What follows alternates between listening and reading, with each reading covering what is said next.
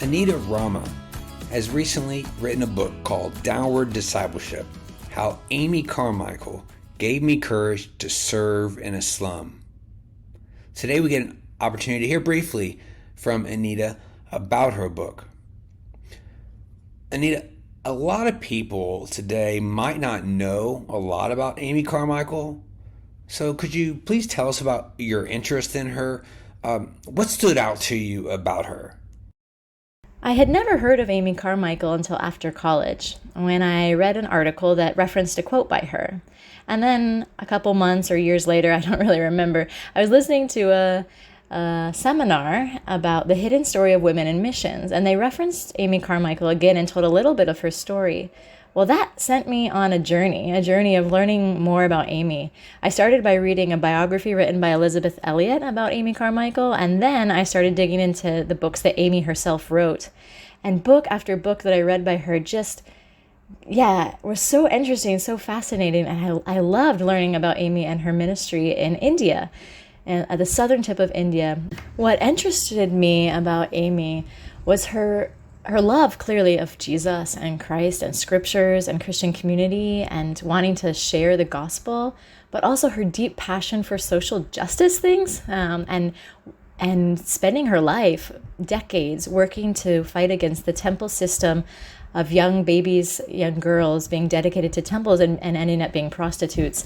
And so she was fighting this great evil that was happening in India, and a lot of other missionaries, a lot of other Christians, a lot of people at the time thought that she was crazy, thought that what she was working against didn't even exist, or that it wasn't as bad as she claimed it was.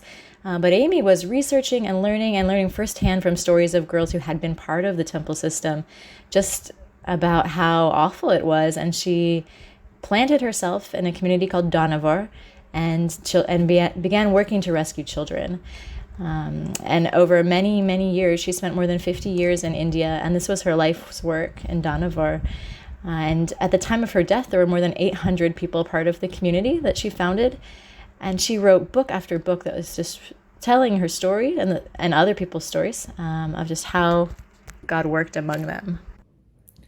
Oh, that's interesting. Can you tell us more about her ministry? What made you want to write an entire book about her for modern readers?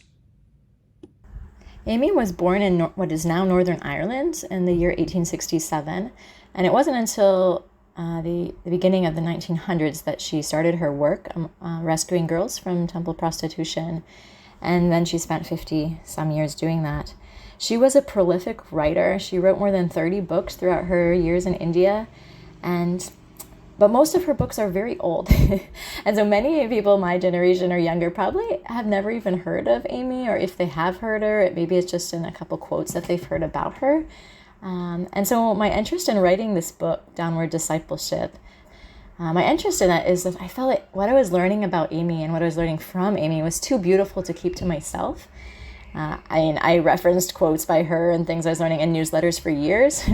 Probably many of my newsletter readers got tired of hearing about her, but I felt like is too precious to just keep in a smaller audience, and would love to share with broader readers, so that Amy is remembered, and also these gifts that she offers her readers, so that other people can learn from these things that I was learning as I was reading her books.